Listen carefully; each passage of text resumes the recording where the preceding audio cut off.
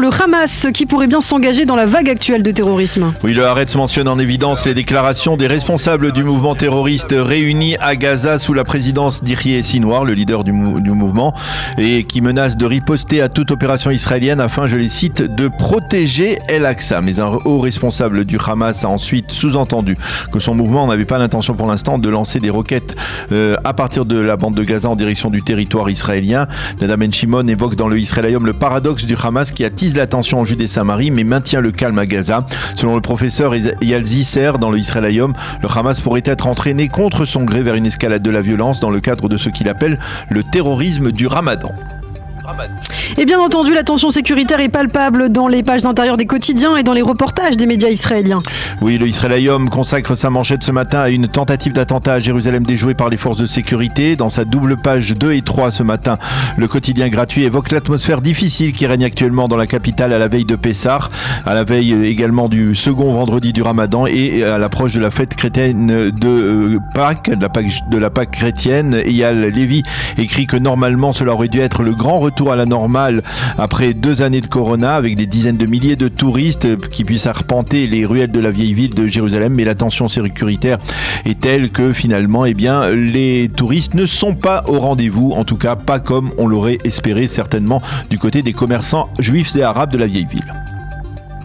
Le Yediot nous livre ce matin en photo une forme de réponse au député Ayman Oudeh. Je vous rappelle que le député arabe israélien avait appelé cette semaine à partir de la porte de Damas à Jérusalem les jeunes arabes israéliens à ne pas s'enrôler dans les rangs des forces de sécurité ou à déposer leurs armes pour ceux qui étaient déjà dans ces forces. Eh bien, le président de l'État Yitzhak Herzog, qui semble avoir un flair assez important en la matière, a décidé d'accorder à sa manière une réponse au député arabe israélien par qui le scandale arrive. Il a accueilli hier dans sa résidence à Jérusalem pour le repas du iftar de la fin du jeûne de Ramadan des ambassadeurs arabes, des députés arabes israéliens mais aussi des officiers de l'armée israélienne et de la police qui sont arabes israéliens. J'ai été éduqué au respect de l'islam et à un véritable partenariat avec les musulmans. Nous devons œuvrer côte à côte et lutter contre la haine, a dit le président Herzog à cette occasion.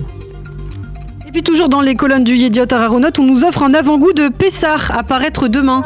Oui, avec en manchette ce matin les premiers extraits de l'interview que lui a accordé au Yediot Aharonot Meir Ben Shabbat, l'ex-conseiller à la sécurité nationale et l'un des plus proches conseillers sécuritaires de Binyamin Netanyahou lorsque celui-ci était le Premier ministre. Il révèle le contenu d'un message que Yahya Sinwar, encore lui, le leader du Hamas à Gaza, a fait passer par son intermédiaire à l'ancien Premier ministre et détaille sa position ferme en faveur de la démolition des maisons des terroristes palestiniens. Pour lui, cette mesure doit être avant tout dissuasive. Dans le reste de l'actualité, les quotidiens israéliens nous montrent ce matin des photos du tombeau de Joseph restauré après 2 profanations successives. L'opération de restauration du tombeau s'est déroulée hier matin en plein jour, on peut dire, grâce à des équipes d'entrepreneurs soigneusement protégées par un impressionnant dispositif sécuritaire au cours des affrontements qui se sont produits pendant les travaux de réfection. Hier, un Palestinien de 14 ans qui tentait d'agresser des soldats israéliens a été tué.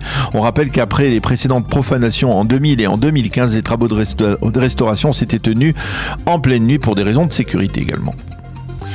Tous les quotidiens ce matin reviennent aussi sur les propos virulents du député Bezalel Smotrich. Je rappelle que Bezalel Smotrich, leader du sionisme religieux, avait déclaré avant-hier qu'il ne fallait pas permettre aux ministres du gouvernement israélien d'entrer dans les synagogues, apparemment pendant la fête de Pessah. Une déclaration qui a choqué de nombreux Israéliens, qui a provoqué les réactions courroucées de Naftali Bennett et d'Ayelet Shaked.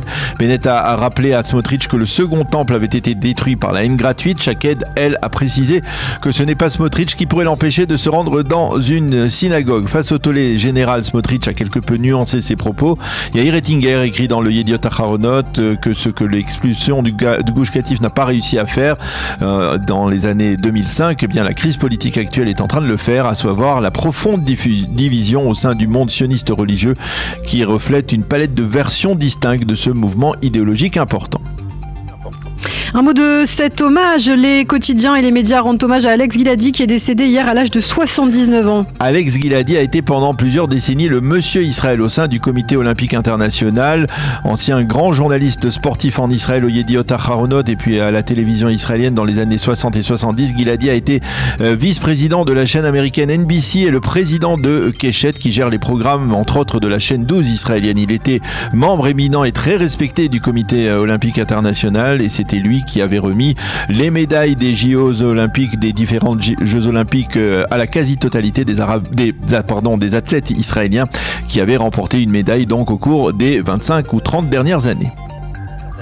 Et puis enfin, pour terminer, plusieurs éditoriaux se rapportent aux divers aspects de la fête de Pessah qui arrive à grands pas. Shoshana Chen, la grande experte des consommateurs israéliens du Yediot Aharonot, qui est certainement l'une des plus célèbres journalistes orthodoxes du pays, rappelle ce matin que même pendant la Shoah, des milliers de juifs affamés dans les camps de concentration ont décidé de ne pas consommer du Hametz pendant Pessah. L'une de ces juives était sa propre mère qui a survécu à Auschwitz, et que même le débat qu'elle juge révoltant autour de l'entrée du Hametz dans les hôpitaux israéliens ne pourra pas faire oublier la force de détermination du peuple juif qui a perpétué des traditions ancestrales et qui a toujours voulu vivre libre. Hadar Gilad, elle déplore en cette veille de fête que les infrastructures d'entraide sociale de l'État d'Israël soient tellement déficientes qu'elles comptent sur la générosité traditionnelle des Israéliens et qu'elles ne permettent pas de donner une réponse correcte à la sensible augmentation des prix enregistrés au cours des dernières semaines, donc pour les consommateurs israéliens. Et puis la caricature du Yediot Aharonot est